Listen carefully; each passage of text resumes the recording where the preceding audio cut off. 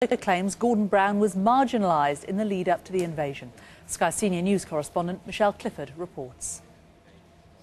There was plenty of interest in the opinions of a woman never shy about stating them, and Clare Short lived up to reputation, delivering a scathing recollection of the run-up to shock and awe.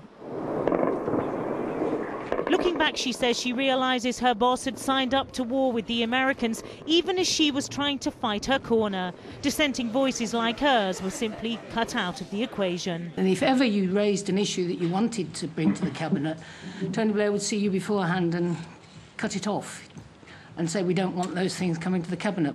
In the case of Iraq, there was secretiveness and deception on top of that. As International Development Secretary, she warned the rush to war could lead to a chaotic aftermath. Her appeals for more time were ignored.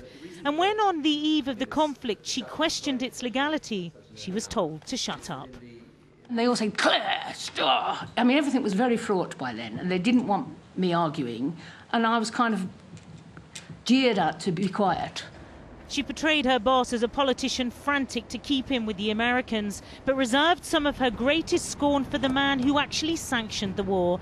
The Attorney General, Lord Goldsmith, she now insists, misled her. I think for the Attorney General to come and say there's an unequivocal legal authority to go to war was misleading. She stayed in post for weeks after the war before resigning, but says getting funds from the then-Chancellor Gordon Brown was a struggle. He too was outside the loop. Gordon Brown was pushed out and marginalised at the time. Having cups of coffee with me and saying Tony Blair's obsessed with his legacy and he thinks he can have a quick war and then a reshuffle, etc. She exited to a round of applause from the public.